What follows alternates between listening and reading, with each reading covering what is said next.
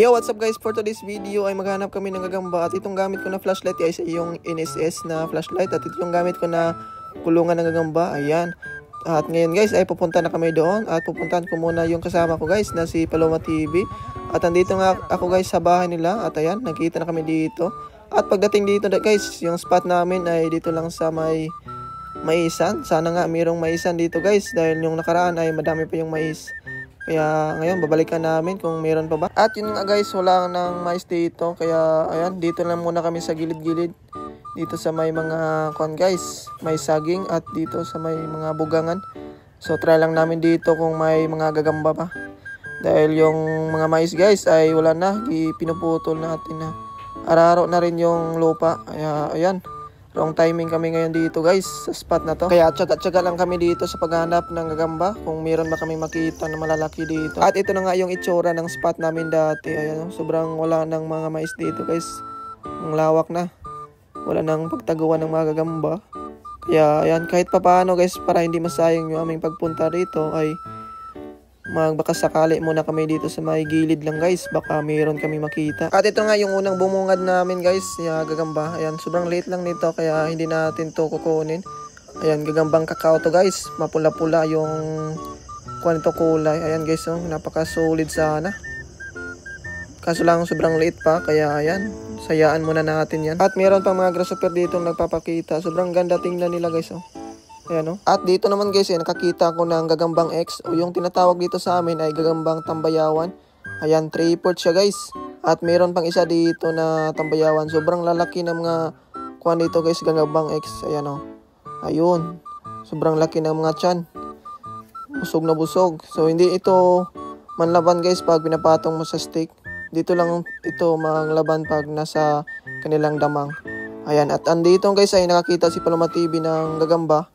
Ayan, at dalawa to guys. At mayroon din isa dito. At uunahin ko itong nasa ito guys, oh. Ayan.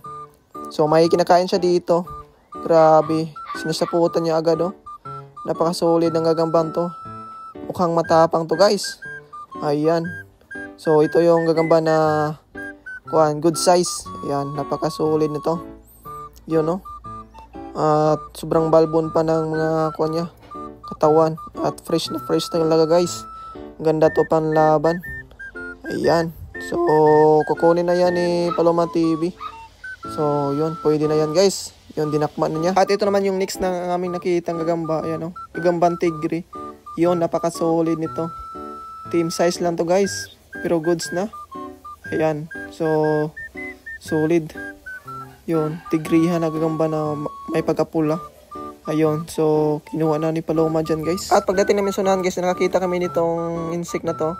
Parang gray mantis yata to yung tawag nito guys. Hindi ko alam, basta yun lang yung alam ko. Ayun, so at dito naman guys, dito kami sa my garden. So nakakita kami dito guys ng gagamba. Solid din to. So titingnan natin kung gaano kalaki siya. At ito guys, so grabe, napakagandang gagambang to. Mapula-pula na galamay. Napaka-solid nito guys. Ayan. So maitim yung kanyang tiyan. Yun. Good size. Napakaganda. Kaya ayan. So dakmay na yan ni Paloma TV. At ayun na guys, andito kami sa ilog. So tatawid muna kami dito guys para doon kami maghanap sa ibang spot naman. Ayan, so yan, kailangan namin dito tumawid para makahanap kami ng gagamba guys. At pagdating namin dito guys, ay nakakita kami agad dito ng gagambang dilaw. Ayan guys, oh, napakaganda. Ayun, napakasolid nito. Good size. Ayun, may kinakain pa siya nga dito guys, oh. Yun, so dinakman agad dyan ni Paloma guys. At next naman namin nakita dito guys ay itong gagambang itiman. Grabe, napakalaki ng tiyan nito. Good size guys, ay parang os na yata to. Ang laki nito guys. Munti ko na itong hindi madaanan dahil sobrang baba lang yung kanyang tinataguan na bahay. Ayan, oh, gagambang hagunay pala to.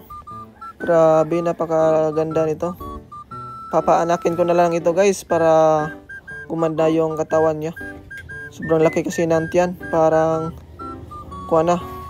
mangitlog na to. At habang palalim na yung gabi guys ay nakakita kami dito ng ibon. Sobrang laki ng mata nito. Ayan guys, oh. Ito yung tinatawag sa amin guys na tuktor o yung Philippine Nightjar. Ayan. Yan, so kadalasan ito guys, makikita mo sa saging or yung sa puno ng niyog. Ayan o. So madami siya dito guys sa amin. Yung ganito na iba. At patuloy pa rin kami dito naglalakad guys patungo sa aming spot na isa. Sa maisan din. At kaso lang, pagdating namin dito ay wala na mga mais guys. Ayan o, malawak na yung lugar. Kaya dito lang muna kami sa may gilid. At kaso lang dito guys ay napaka na. Wala na talaga mga mais. Inaararo ng yung lupa dito. Ito yung spot namin na sobrang dami ng gagamba.